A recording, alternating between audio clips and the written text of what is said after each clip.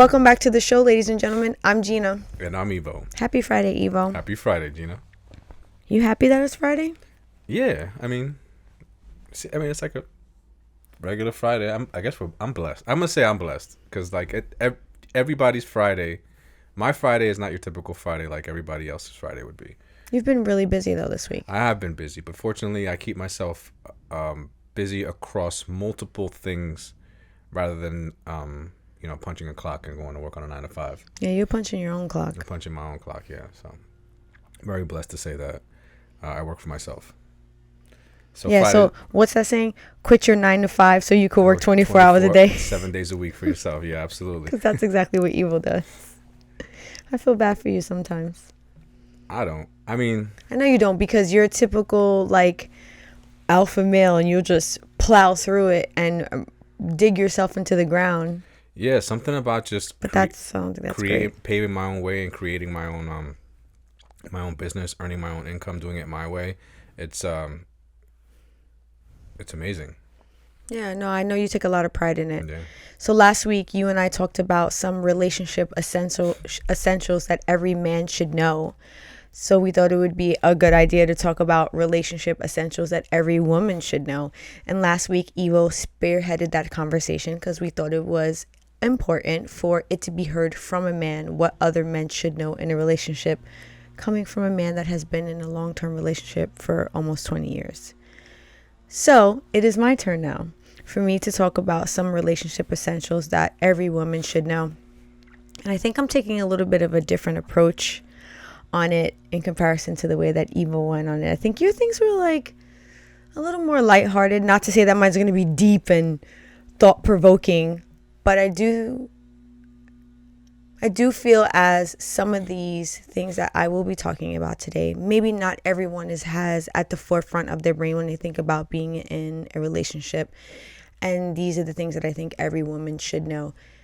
And when I thought about them, if I'm being honest, it was kind of hard for me to not think about things that were, I guess, what you would consider the traditional things that every woman should know. I do not believe that every woman should know how to cook.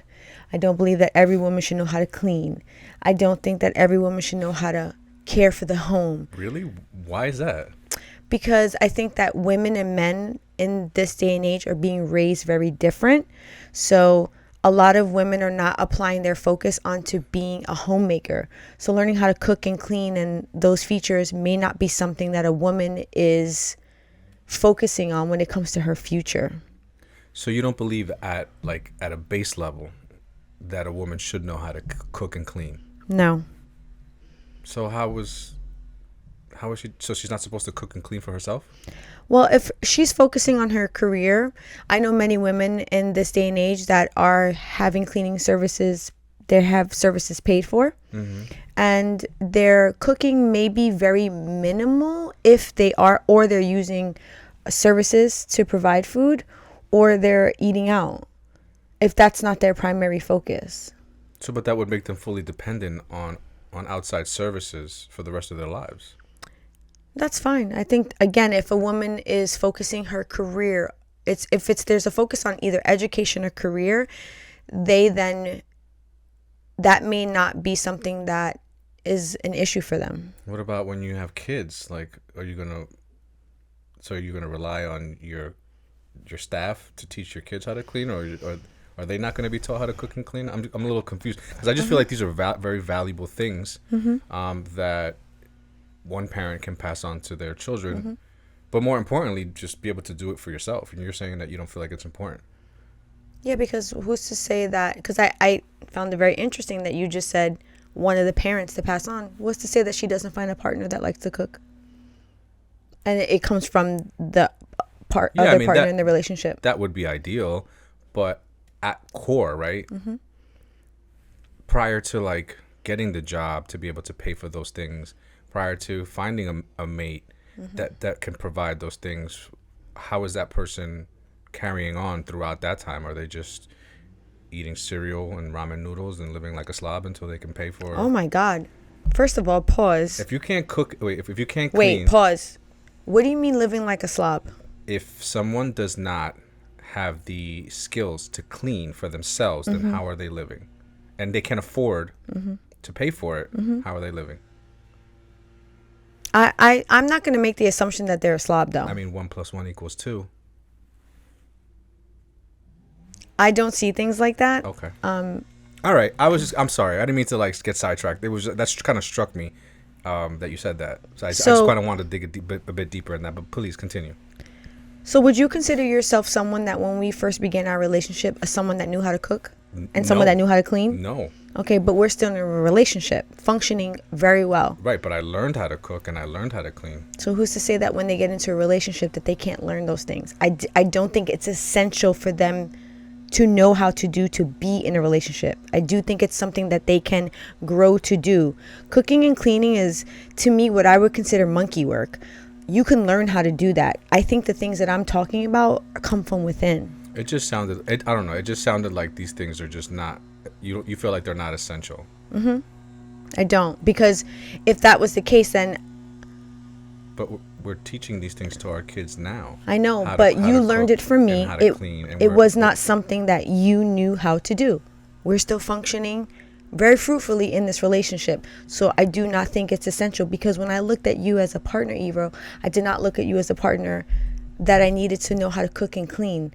I didn't even look at you as a partner that needed to provide for me. I looked at you for the core things of who you are as a human being. Those are the things that drew me to you for a partner. Well, I will say, and I'm pretty sure that prior to meeting you, those things probably counted against me in my relationships. Well, and that doesn't matter. And, the reason, not to like I need to defend myself, but the reason I grew up that way, because I wasn't taught how to cook and clean the way we're teaching our kids how to cook and clean for themselves. And I would think that we're doing it because we feel like it's essential for them. I think that it's going to be good for them as a whole to function on their whole as a human being. But that's not to say that they're not going to then potentially partner up with someone that doesn't have those skills, and they still won't want to partner with them. So that's why I'm looking at it. I don't even consider those things an essential. Do you see now why I don't consider it essential? I do, but I'm gonna disagree with you. Okay, you're entitled to disagreeing. I find it ironic though that you didn't have those skills, but you think it's essential for a woman to have those skills. No, I think that it's sounds essential. very like. I think it's essential for just a human being as a person, right, to have those skills. If you were brought up in an environment where those things weren't taught to you, then that's unfortunate. But if you were taught those things and you just decided, you know what, I don't need this, I think that you're tossing away a very valuable thing. That sounds so contradictory to me. How is it that you're gonna say you think a woman should have these things, or a person should have them in a relationship? People in general, yes. Fine. But initially you started the conversation with saying that you were surprised that I thought that it shouldn't be an essential that women should have. But you yourself did not possess these things. And then you're saying, well, if you weren't taught it, then, oh, well. Okay. I'm going to just repeat it one more time. Okay. I value them now because once I was taught them, I realized how valuable they were. Oh, okay. Right? That's where the value came in. And a lot of the things I picked up from being with you. So I'm a little surprised that someone such as yourself that carries themselves in a way that's very, very clean and organized. And I picked up a lot of value in those things for you to say that, you don't feel like it's important. I was just a little struck by that. What I said was, I don't think it's essential. You don't think it's essential, important. I mean, they're kind of the same thing. It's not. I said kind of. Okay, but I don't see it to be the same. All right, cool. And yes, I carry myself that way. But what I've learned from our long-term relationship is those things are not what hold your relationship together. Me knowing how to cook and clean is not what keeps our relationship together. I mean, I'm not going to lie. There was a couple of relationships that I was in. When I came out of it, I was like, yo, I need somebody who can cook. Okay, understood. But so, again, from my perspective, that was a plus when I met you. Like, that was kind of one of the things that, and I think I could speak for a lot of guys, right? When they meet a woman that can cook, it goes right through the heart to the stomach and sinks its hook in. Okay. So I'm just going to revert back to what I was saying before. I do not think that those are things that holds a relationship together. Nah, I don't know. It was Long it just term, I don't. okay. All right, I just want to reiterate that it just kind of caught me by surprise to hear you say that. I never would have thought that I would ever hear you say something like that. Okay. But I respect your point of view. Thank you. So let's get into the things that I think are essential.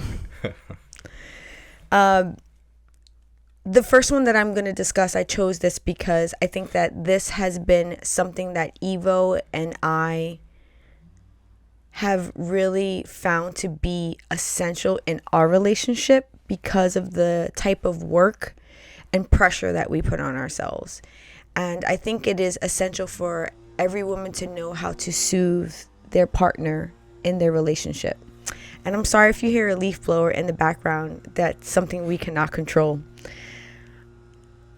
Soothing your partner, I think, is essential because your partner, especially if you're in a long-term relationship, is looking at you, I'm going to say primarily as their sole confidant. They are the person, you are the person to them that when they come home after a hard day of work, after maybe a stressful interaction with an outside person, if they're interacting with someone in their family that's applying a lot of pressure to them, you are the person that they are coming home to, that they are looking to find peace, relaxation, and I'm going to say soothing, because there's been many times where I'm able to embrace Evo in a way and caress him in a way where it immediately will reduce his stress level. Would you agree? Yeah, I mean, 1,000%. I think you nailed it right on the head where you said, being a woman, being a man's peace is something that a man values tremendously. The sheer fact that as men and as kids, we're not taught to be emotional with each other. The first time that we actually identify emotions and being emotional is when we see a woman that or a girl that we're attracted to, right? That's our first experience with our emotions. And that's when those emotions are stimulated. So coming from the outside world, when we come home, that's almost what we look for, comfort in that emotional connection with the one person that we don't connect with anywhere else. Yeah. I didn't realize how important that was in the beginning of our relationship or in relationships prior to you, because I was a person that struggled with that as a whole, like looking to your partner to be some sort of soothing, some sort of peace, because I struggled with just exploring my emotions as a whole. And I also looked at it somewhat like it was a weakness if I couldn't within myself figure out how to resolve my own stress, my own anxiety, my own sadness for any particular situation. But the longer that you and I were together, I started to realize that you knew how to relax me mentally. You knew how to soothe me. You knew how to be that peace for me in physical, in verbal, in like a mental way. There is one particular situation that comes to mind right away, and this is why at that point in time, I realized how important it was. I was again working full time. I had the day off before. I had cleaned the house, and I came home, and the kids had, do what kids do, which is turn the house upside down. And I had a conniption fit. You pulled me aside and you were like, hey, you got to let this go. These are the things that are minuscule when it comes to the grand scheme of our overall life as a family, as a couple. And you sat me down in our room by the window, and I just stared out the window, what felt like forever. And I just took some breaths, and I remember thinking to myself, he's right. I need to let this go. And, you went about doing whatever needed to be done in the house, in that space at that time to, one, relieve my stress, because I was upset about the way that the space looked. And, you kind of had a conversation with the kids about, kind of being more responsible for the things that they leave around the house. And you did that while I just sat there. And I was like, this man cares about my overall inner peace. And he may not be saying that. He may not be saying, oh, I want to make sure that you're okay. You just knew that I needed to be okay. Mm-hmm. And you knew that that was the best thing for me, bigger picture, to find that peace. And I was so wound up that you just gave me that moment to breathe. So there's many times now when I see you come home, or even while we're home together, I will pull you to the side and I'll be like, what's going on? Come talk to me. I'll hug you. I'll embrace you. I'll do Evil's favorite, which we talked about last time, which is a head rub. So if you can find these things for your partner, what these things are that you can immediately soothe them. And I almost think about it like a baby when they're upset. And I'm talking in both ways, but I think it's essential for a woman, because unfortunately many men will walk through the world and they will not share these stressors that they're having with other men, these sad moments that they're having. They will not share them with other men, and they're only willing to share it with their female partner if that is your dynamic. So to know that they can come home and do that with you, and it's a judgment-free zone, and you're there just to soothe them and listen to them, it is such a, it is a really meaningful way to show your partner that you love them and that you are looking to love them. Now, what do you think? I'm not sure if so in that case, mm-hmm. we had a situation where my stressors were triggered by the outside environment, everything that went on outside the house. Mm-hmm. And so when I came home, it was more so like the things that were happening in the house were very minuscule. Mm-hmm. But how do you suggest a woman is to handle a man that brings that home with them? Mm-hmm. Right? Because I learned that from my father. Right, my father was the type of person that he would be an atomic bomb at work, erupting in front of everybody who set him off, and who lit a trigger 50 feet away from the igniting source. Like he ignited. But when he closed the gate, it was almost like all of that stuff that happened at work never happened. Mm-hmm. And I valued that in him, and I kind of adapted that into my own way of living. And so when I came home, I would be stressed about things that were outside, but I wouldn't act on it at home. But you do have men that they carry that work home with them, and and it carries on into the household.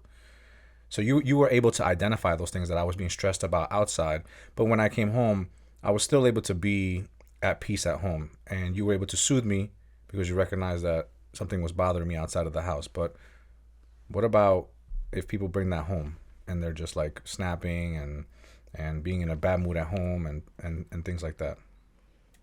So you're asking me that, then I think puts the ball in the court of the man. I don't think that it's the woman's responsibility to figure out how her partner should be not bringing work home or to disconnect. I think what she can do is bring it to the attention of her partner and say, hey, I noticed that you're not disconnecting from work. The stress that you're experiencing at work, you're bringing it home, and it's affecting our relationship, and it's affecting maybe our family. That is a conversation that needs to be had about what she is observing in him, and maybe it's his things that he's saying, things that he's doing, that needs to be brought to his attention, because he may not potentially be even aware that he's doing that, because some stress shows up in many different ways. So I think that would be the first way to acknowledge that is happening within him, mm-hmm. and how it may be then affecting the relationship. I then think that one of the other things that I'm going to talk about may be helpful for him to find other ways to release that before coming home. Yeah, I wanted to bring that up because I wanted to point out that that's something that I've always valued in you. How you have always been able to analyze something that typically might upset someone's partner, right? Like typically if I came home and I was stressing about something and I was acting out in the house, in a relationship that isn't well balanced, the partner might get upset that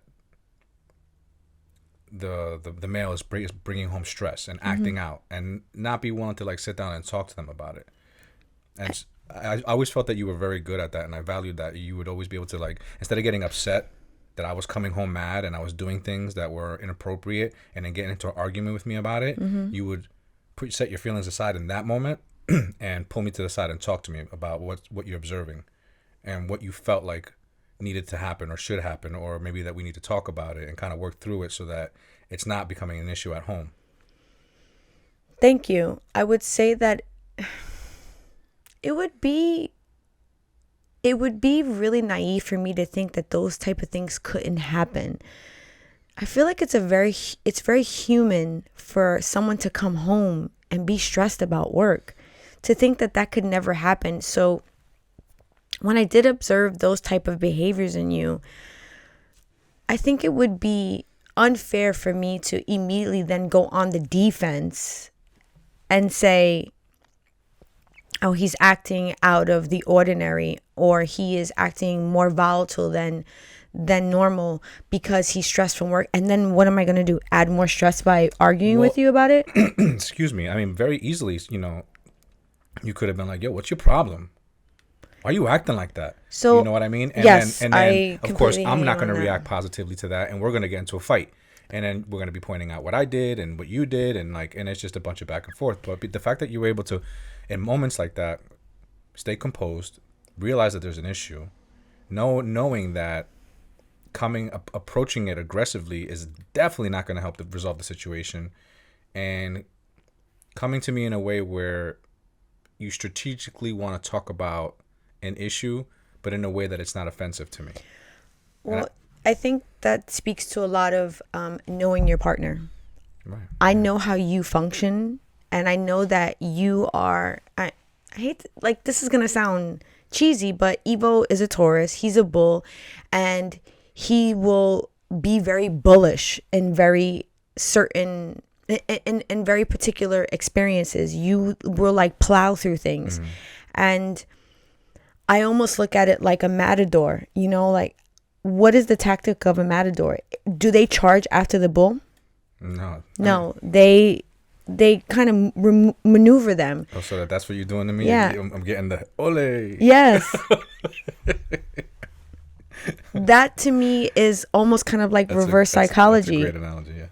So I'm not going to approach you head on and try to go toe to toe with you, because I know you as my partner. That's how you function. You can be very bullish. You could be very hard headed.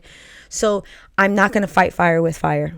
I'm going to find a way to diffuse the situation, and I have to go around sometimes to do that. Yeah. So that's knowing your partner. Grateful tips for Thanks. Somebody. So I'm going to switch the order of one, because I think you asked me about, if your partner is bringing stuff home from work. So something I think that is essential in a relationship for a woman to know is how to seek your own solitaire time. So I consider this very important, because even when I have been in a relationship now for, like I said, over 20 years, and my time alone is so important for our time together. And it is the time that I then like feed things into myself on my own, that then I can go back and share with you. So it'll be maybe my time alone where I'm going to go read, or I'm going to go work out, or I'm just, going to go explore something on my own, whether it's like, I love to go to Barnes and Nobles and just look at books, or I go explore a show by myself. I love to do these things on my own, because then I come back to you and there is then a new conversation to be had about something that I've experienced on my own. And I even have like little hobbies that I like to do, that I like to talk to you about. And I think sometimes what can happen is, in a relationship, partners can take on each other's identity. And a woman can get into a relationship with a man, and to want to show interest in his life, she then may start to do things or be around him when he's doing things that he may have done on his own. So let's say that your partner likes to play, I don't know, racquetball. And to show interest and to be interested in him, you then start to play racquetball. But then that means that you are then putting aside something that you may like to do. And then that kind of becomes your identity. And then you realize a couple of years into the relationship, when your partner wants to go off and do things on their own, you're kind of like, what am I going to do? Mm-hmm. And you find yourself at a loss, and you find yourself wanting to be with your partner, or doing this one thing that I find to be very detrimental to a relationship is arguing with your partner about the alone time that they're trying to have, because they're doing something that you find meaningless. So I'm going to use this example. Yeah, I was just about to ask you for an example. So when your male partner likes to go and game, and women get very upset about the time that men are spending gaming because they feel like it's a waste of time. Mm-hmm. You should be, or when your partner is watching sports. Those are the moments where I'm like, oh, you want to go do that? Goodbye. I'm going to go do something that I want to do. So this is why I think it's important and essential to have, how can I say this? To understand what you like to do when you're alone. Yeah. Figure out these things for yourself. So back to the question that you asked me about your partner coming home, your male partner coming home and bringing home stress from work. I think that men should also find their own outlets. I think sometimes it happens where, because you've done this, you get into a relationship, you create a bond with your partner, you create a family, you get married, you have children. That becomes your only identity, is to be a family man. And everything that you do, every waking moment is, I go to work, I come home, I take care of the house, I pay the bills, and there's nothing outside of that. And when there's nothing outside of that, you don't have any outlets. So when you don't have any outlets, how do you exert stress? How do you exert tension? You need these outlets. So that's why I say alone time is important, because I noticed that you, over the last couple months, were going through something very stressful. And I was imploring you to find a way to do something outside of the home that would help you have just a joyful experience to help relieve stress. And I made a lot of suggestions. Nothing really stuck except for one thing. Do you remember what this was? Evil doesn't even remember. I mean, I've had quite a few stressful things that I've been dealing with over the last couple No, months. but that's not what I'm asking you. The thing that you did that you felt like, wow, this was wonderful, I want to do this again. That was like a stress reliever for you. Oh, when I went with on the bike ride. Yeah. Yeah, that was amazing. So it took a couple different tries for you to figure out, and this is something Evo did without me. Well, yeah, because as I've always expressed to you that as a kid, I used to go biking a lot and biking in the woods, and that's one of the things but I just haven't had the time to for a very long time. I even got a really nice, I'm not going to talk about it. Okay. So what I'm saying is that I think it's essential for a woman to also have this, so that when her male counterpart wants to go off and, whether it's game, watch sports, maybe go on a bike ride, go to the gym, you have something that you then are like, oh, great, at this time I can go and do the things that I want to do. I know this may even be a little bit more difficult if you have children, because then when your partner's outside of the home, you are then taking on the sole responsibility of maintaining your family. But then this leads back to a conversation of, okay, so you're going to do that, great. It's a conversation about how you structure it. So if you're going to go on a bike ride on Sunday at 8 o'clock, you're going to be gone for 4 hours. Then you say, on Monday, just using this as an example, I would then like to go and, read my book at the library and go for coffee. And I'll also be gone for 4 hours. Can you manage that? These are conversations that should be had, because I think alone time is so important. I find it so peaceful. So for whatever partner, but I think it's essential for women, because sometimes I think I have found from experience that a lot of women kind of forget who they are when they get in a relationship, and they forget how to do these things alone. And they become very reliant on doing these things with their partner. So when their partner goes off to do them, they're kind of at a loss. So I think it's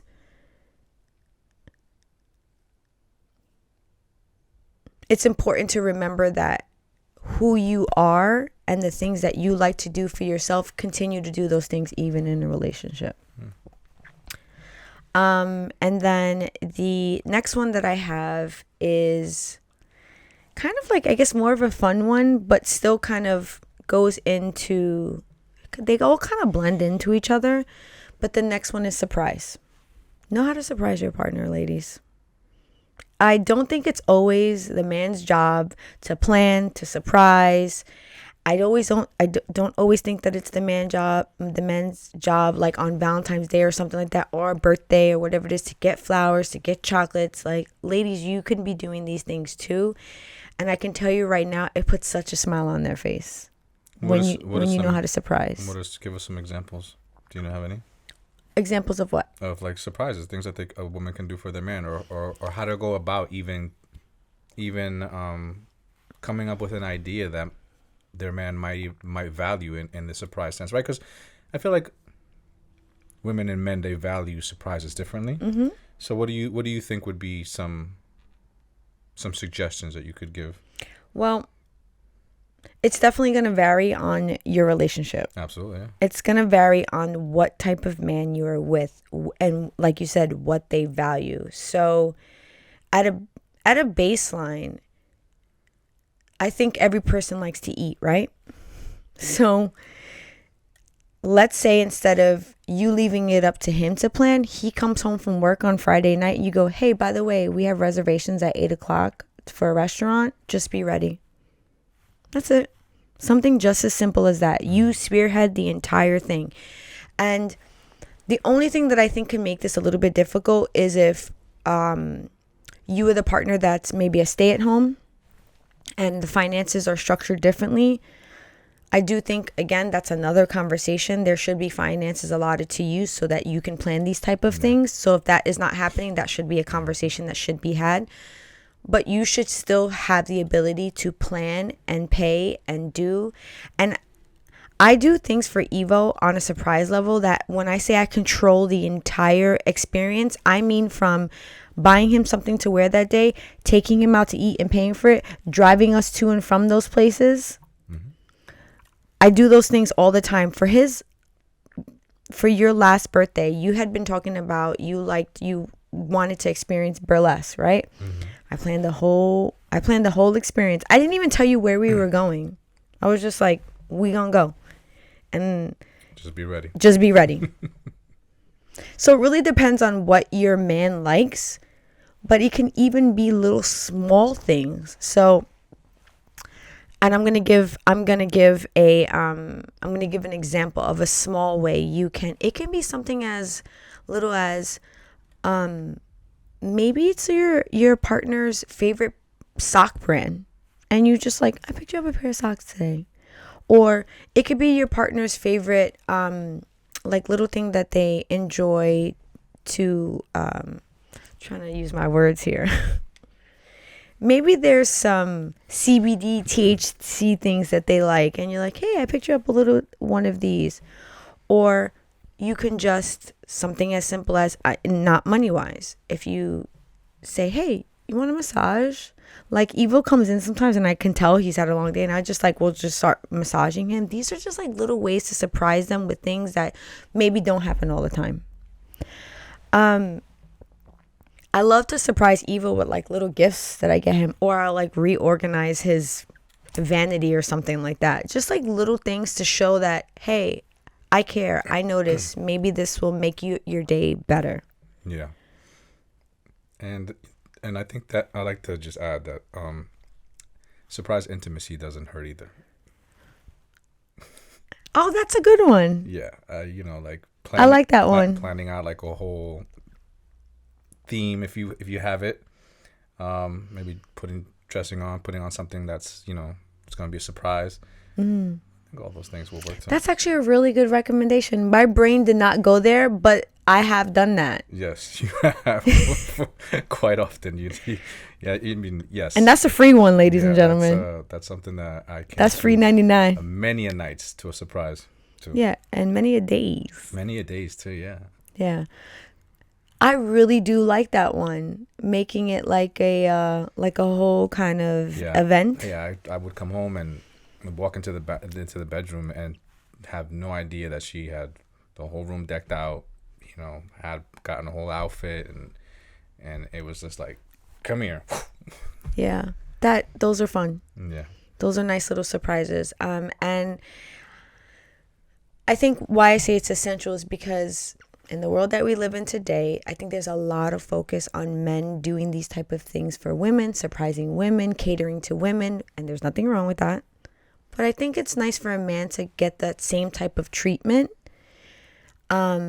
And it not be something that you have to ask him about. That's why it's a surprise. Mm-hmm. So this is my last one.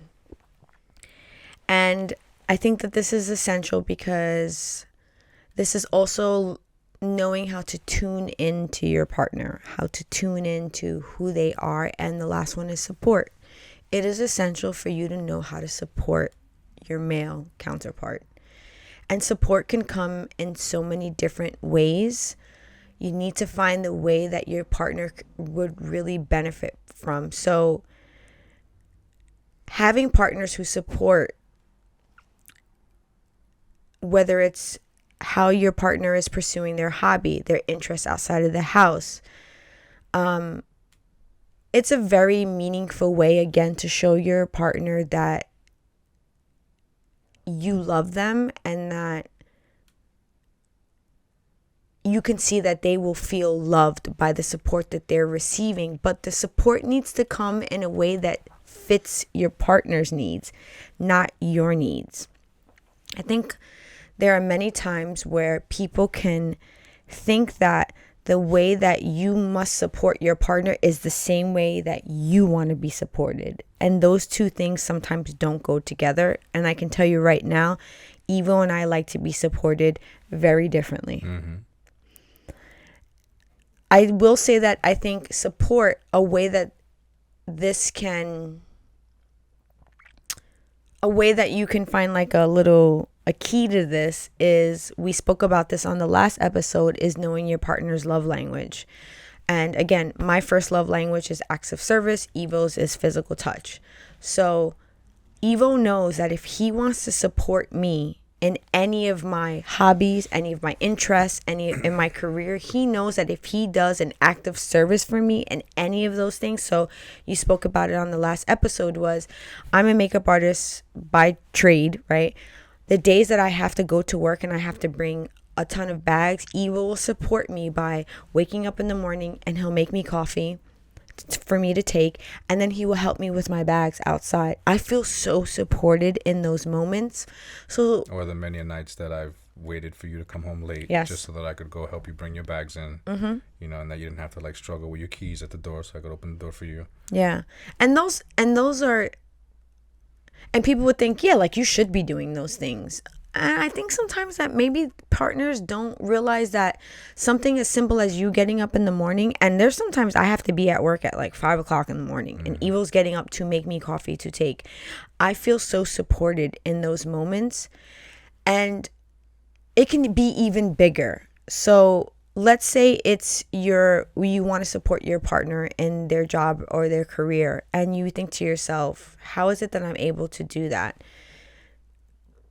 It could be something as, and this was very interesting, we kind of had this conversation with our middle son who's in his early 20s, and he currently is embarking on a car trading business.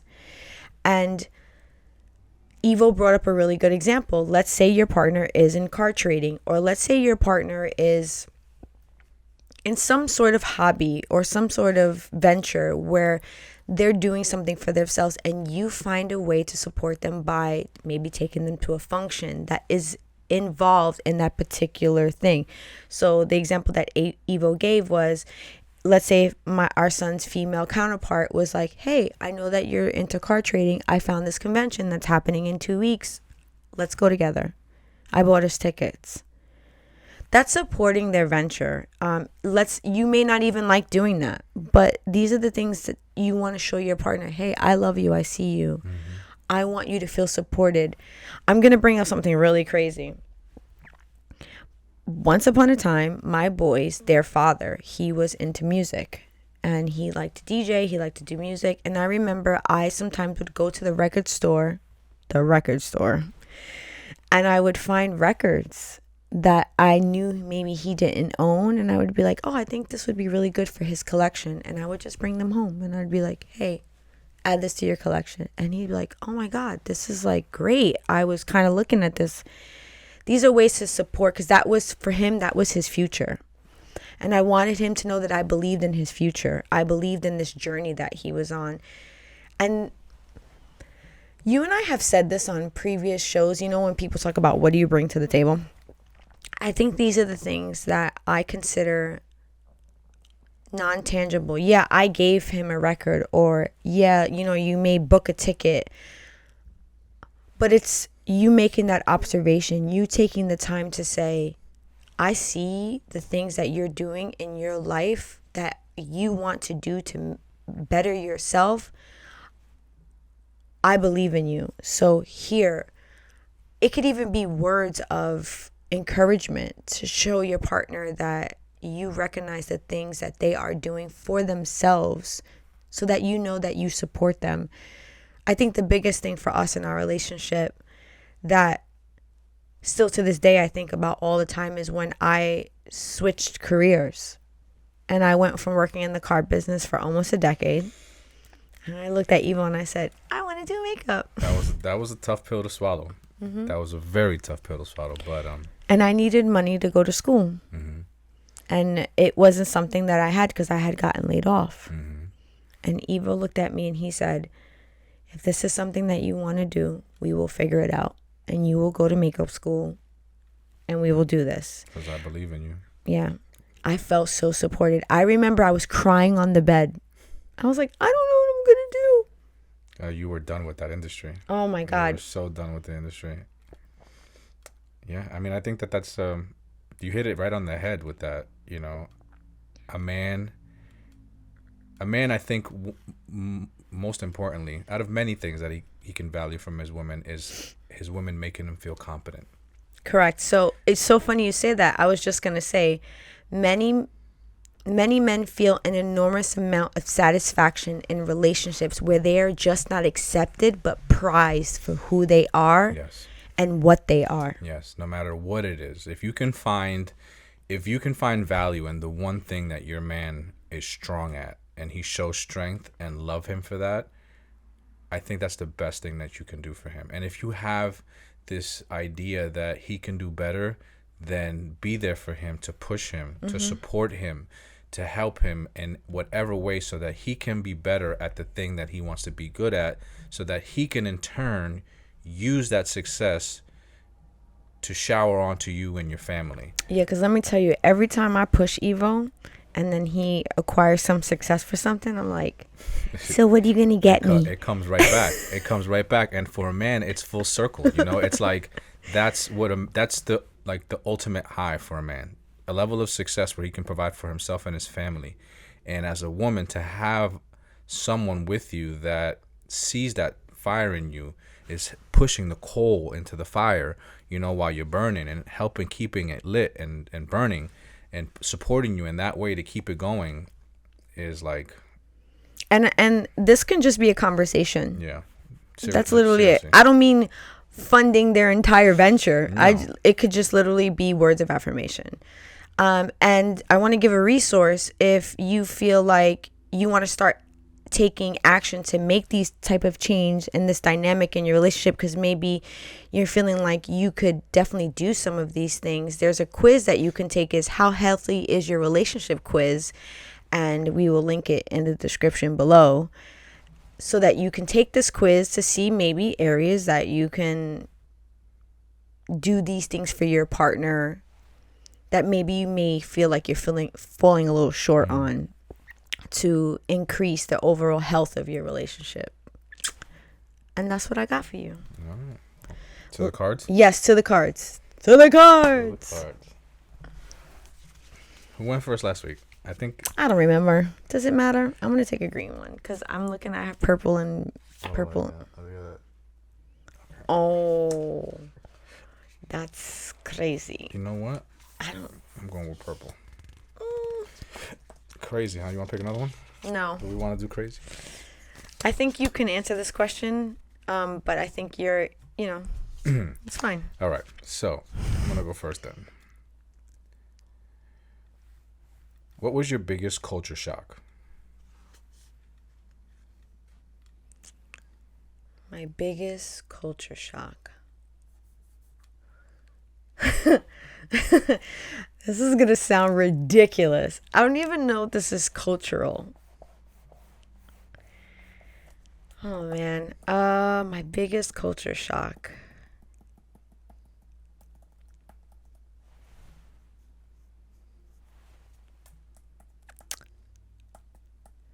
Okay, I'm going to say this, and I have two, and I'm going to say them both. So I just want to make sure that this doesn't sound insensitive. So when I first started doing makeup, I worked in an area where there was a lot of Indian people. And I started to realize that a lot of them didn't wear deodorant. And I didn't understand why. And then I came to find out that where a lot of these people were coming from in India, they were experiencing extreme poverty, and deodorant was a luxury. And it really changed my whole perspective on why, like, I didn't even question why they didn't wear deodorant. Yeah, but that was very shocking for you, of a realization for you. Because for me, it was like, you're in America. Like, why wouldn't you wear deodorant? And to that culture, it was like, oh, that's at the bottom of my needs. Mm-hmm. So that really flipped my brain. And on a stupid one, I remember growing up and seeing a lot of white people on TV wear aprons when they cooked. And I was just like, that's ridiculous. Why are they wearing that? And then I got an apron, and then something splattered on my apron while I was cooking. I was like, damn, they knew it the whole time. They knew how important it was to wear an apron. My dumb self didn't know. I like the first one. Yeah. Actually, can I share mine? I have one. No. That was my card. I got a good one. No. Right. Oh, so your question. Sorry. Yeah, you're like ready to go, aren't you? Bro, this one, how would you describe your financial status? How would I describe my financial status? Well, according to research, I believe we're in the top 3% of the world. It said your financial status. I love that you said we. My financial status is our financial status. Aww. Right? So, yeah, just being that I know that, I don't look at my financial status as something top 3%. I wouldn't say it's top 3%. I would say it's top. Okay. When you think about it globally, and the amount of poverty that there is globally, okay, where we live at, we're like one of the richest countries in the world. I would say it's top 10%. Tony, I've researched this. Oh, yeah, wow. There's facts. Okay. And so being that I know that, yes, financially, I'm not where I want to be, but I'm nowhere near where I used to be. Yeah. And knowing where I stand globally, even though there's lots of areas for improvement, I don't let it stress me out. I would say this. I bought a coffee the other day outside of our house, and it was $6.56. I will never buy a coffee outside of our house ever again. I don't care what our financial status is. Never. Yeah. And I took a sip of my friend's coffee today because I was like, I'm not buying one. I also think that we have we're very capable of living frugal. Yeah. So even when we're doing well, it's not something that we're like walking around basking in, Yeah, I would consider us. I feel very blessed. But we also don't be balling out like that at all. So that brings us to the end of the episode. This was fun. Why did you think that was a hard question? I don't know. I just felt like it was kind of personal. Oh, okay. That's it. Yeah, so that brings us to the end of the episode. Until next week, ladies and gentlemen, on Spark Talk Fridays, where we are creating conversations about life. Peace out. Until next time.